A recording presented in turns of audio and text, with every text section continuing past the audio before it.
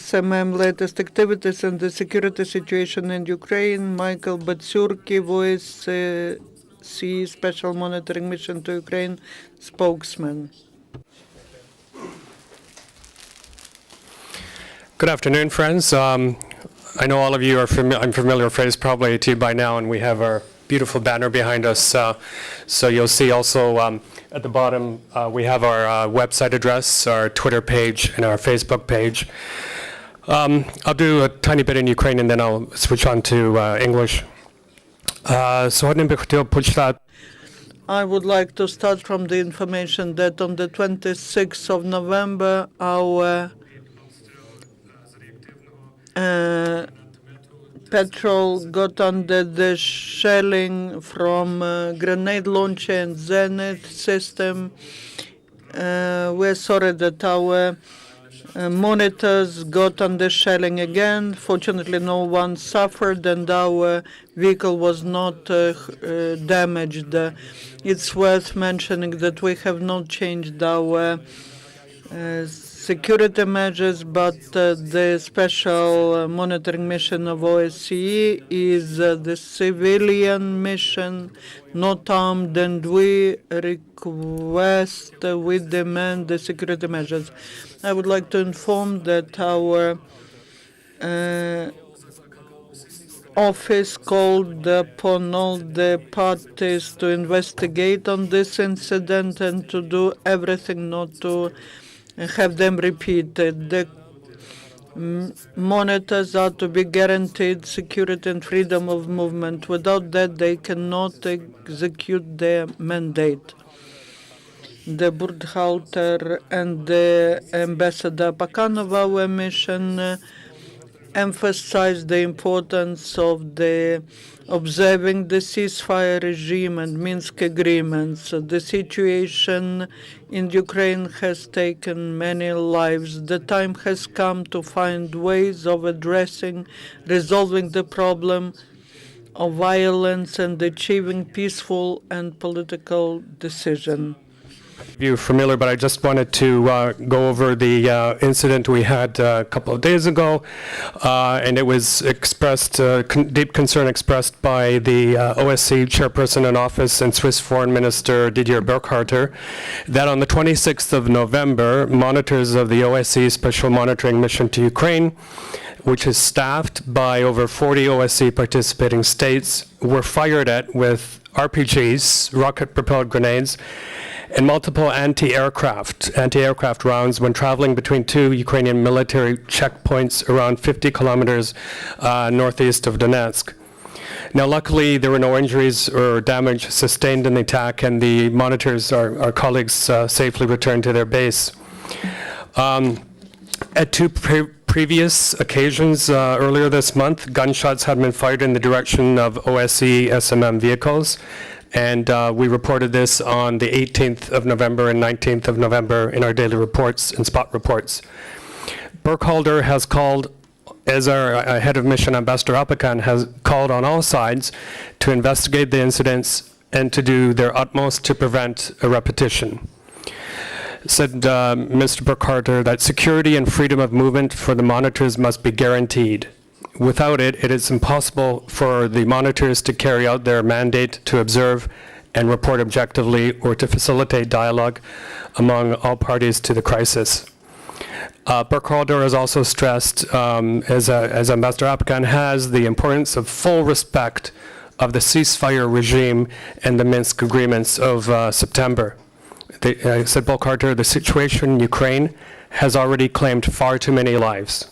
It is time for everyone to commit to finding a road away from violence and towards a peaceful political situation. I'm going to just give you an update on our mission strength, and then we're going to just give you some highlights from our last daily report.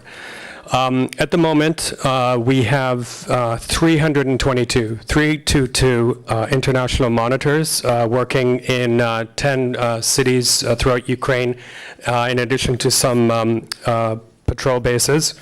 And almost at this point, half of them are in eastern Ukraine. And in addition, we have about 135 Ukrainian national staff working for us. Finally, before, if you have any questions, there are 2 or 3 points from our last daily report of November 24th, events of 26th of November I wanted to highlight. This is from the east part of Ukraine, that our monitors have been told by 2 members of a humanitarian organization when we visited Perevalsk, this is 44 kilometers west of Luhansk, of a worsening situation in a nearby town of Alchesk, and again 44 kilometers west of Luhansk, and this is due to a shortage of food and medicines.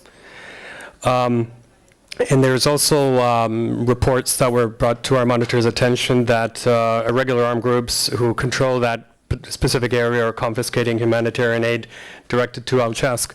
Now, I wanted to highlight this because as we go about our daily monitoring, we are seeing a worsening humanitarian situation. In fact, a few days ago, we were able to reach an agreement with one of the irregular armed groups for a day of tranquility, or a temporary truce, if you will, for the town of Trochezhbenka near, on the Ukrainian-controlled side of the front line near Luhansk. And the reason for this was that the residents there have been under heavy shelling for many, many days. The water mains have been destroyed, heating, gas facilities. So the idea there was for our monitoring mission to get an agreement where the shelling would stop for 12 hours, and indeed it did. And in turn, utility workers would come in to start repairs on the infrastructure there. And also it allowed a period of time for the regional administration to deliver badly needed humanitarian aid. Also, I wanted to draw to your attention that in Krasny Liman, this is 110 kilometers north of Donetsk, in government-controlled area, the Special Monitoring Mission visited the Center for Social Services for Family, Children, and Youth, and this provides assistance to internally displaced persons, also known as IDPs. And according to the center's records, as of the 24th of November, there are almost 7,500 IDPs in the municipality. And if you'll listen closely to the composition of these IDPs, it includes 3,700 pensioners, 300 people with disabilities, and almost 800 children. And the people that we spoke to also said that the numbers of registered IDPs had increased quite sharply in recent days. And again, the reason I mention this is a trend that we're seeing as a special monitoring mission, that as winter takes hold, the conditions are getting quite difficult on IDPs. And of course, as the shelling in some areas becomes more intense, not only in the zone of conflict, but on villages near the front line, the people are being forced to flee.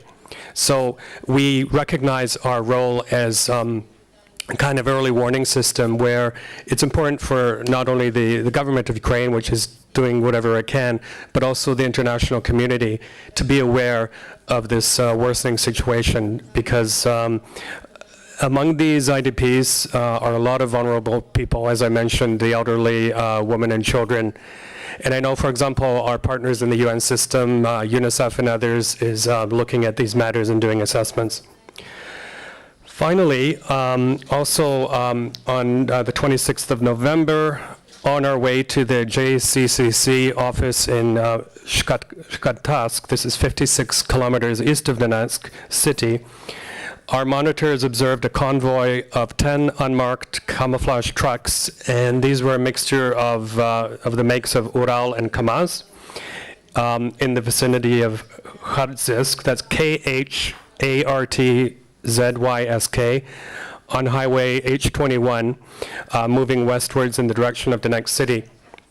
Finally, I'll remind you that in the past 10 to 12 days or so, we reported on observing 3 other quite major unmarked convoys of military vehicles coming from the east towards the next city. In all, about 170 vehicles.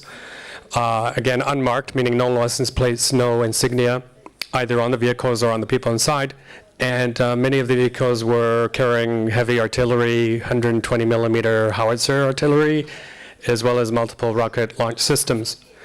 I'll just say to that, earlier on I mentioned the Minsk Accords that were signed way back in September, and one of the cornerstones of the Minsk Accords was pullback of heavy weaponry.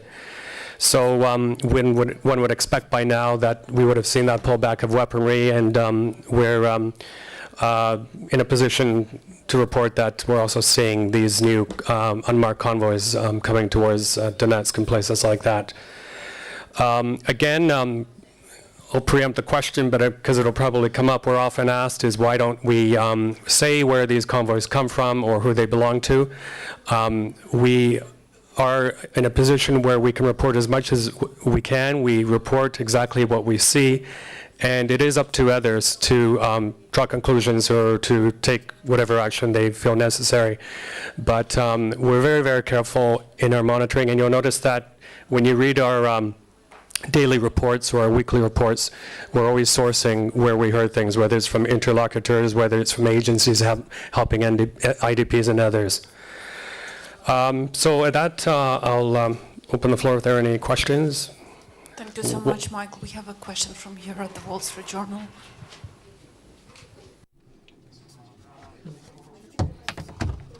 Expansion of the mission is going on. And what about the drones? Are they still grounded? Any progress on those? Thank you. The expansion is going quite well, actually. You may recall a few weeks ago we did, and also Ambassador Apakan at the Permanent Council mentioned the problem with slow arrival of armored vehicles. That situation has seemed to have resolved itself. Recently we received, and we're very grateful for a donation of 10 armored vehicles from the United Kingdom. And in addition, we received, personally handed over by President Poroshenko with tremendous thanks, 10 additional armored vehicles. So that bottleneck, if you will, has pretty much been resolved, and every week we're inducting about 20 to 30 monitors. The process now has been enhanced due to the complexity of the situation, if you will. They go for a few days what we call heat training in Austria. And I can tell you it's very, very intensive training in terms of personal safety and things like that. And then also they'll come here for 2 days intensive training in areas of human rights, gender equality, code of conduct. We even do a media briefing on how to deal with you guys. So that's been going quite well. On Monday we're receiving more colleagues as well. As for the UAVs, the drones, so-called drones, they are remaining near Mariupol, 4 of them, equipped with very high-tech Canadian cameras, and they're dependent on a number of factors in order to fly. One of them is weather. If there's a low ceiling, like any aerial vehicle, it provides limitations, and there are days where they can't fly due to weather. Also, you may recall that a few weeks back now, they were subject to, on one occasion that I know of live fire, and also military-grade electronic jamming. Now, as far as I know, they've now been enhanced and are flying again, and we'll see how robust they are now in terms of being able to fly without being confused, if you will, by electronic jamming. Could you please confirm when did they start flying again after that jamming problem? You said they were re-equipped. Yeah, all I know, they've been in the air the past few days, so I can... So we can say this week? Yeah, okay, yeah. Thank you. Чи ще запитання, колеги? Michael, I have a question. As you pointed, that the situation, the humanitarian situation in eastern Ukraine is next to critical. In some localities, the life of many people is under huge threat. Those who can't leave and are remaining there without any electricity and normal living conditions. To what extent that the mission is involved in having any talks, conversation with the terrorists to enable the Ukrainian municipal authorities to come and start working to get any basic things for people? Yeah, good question, and thank you for that. I think what happened a few days ago in Trachozbenka, when we were able to talk to one of the rebel groups, and I have to, if I can, remind you also that we're not only talking about 2 large entities that we have dialogue with in order to gain access and dialogue, but also there are many small armed groups, especially in southern part of Luhansk. You'll recall as long as a few months ago, we reported in Luhansk alone about 100 armed groups with manpower up to 4,000 men. That was quite a few months ago. So the East, one has to look at it as very much a patchwork of different armed groups. Now, in the particular again, because it's so recent, I'll go back to the Trachozbenka case, is we were able to negotiate a mini ceasefire, if you will, for 12 hours in one specific village. Repair work was started, humanitarian aid was handed out. Now the request has come for us to go back to the table and arrange another mini ceasefire, but covering more villages, and as well, of course, as the access roads. It's a very difficult, complex process, and we don't want to do anything like that unless we have nailed down promises from the interlocutor that, no shelling will go on. Because remember, these are civilian utility workers. These are civilian folks that work for the government who are risking their lives to carry humanitarian aid to the various villages.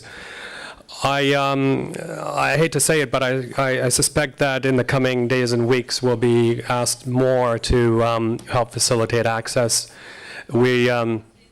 As far as I know, for the time being, the access that we help facilitate almost on a daily basis to MH17 is now suspended until springtime. So we'll be, I'm sure, tasked with other mini missions to get aid to people. And again, we will do as much as we can to report in as much detail about specific locations and what people are telling us, what they're going through. We've also been reporting, for example, on people's increasing difficulty in the East to access money, pensions, ATM machines, that sort of thing. It's a very, very difficult situation that is evolving and now complicated by the weather. Super. Чи є ще запитання, колеги? And if I can just, on the UAV thing, I will, we'll send out a tweet or whatever later on this afternoon to clarify the exact date they went up, but I just want to make sure that I give you the right date there. But once again, they had been in the air quite a bit.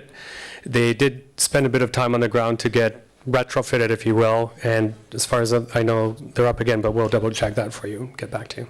Thank you so much, Michael, for your initiative to come up here on a regular basis to update. My pleasure. Thank you so much. Thank наш you. наступний прес-брифінг депутатів Ірини Гращенко буде за декілька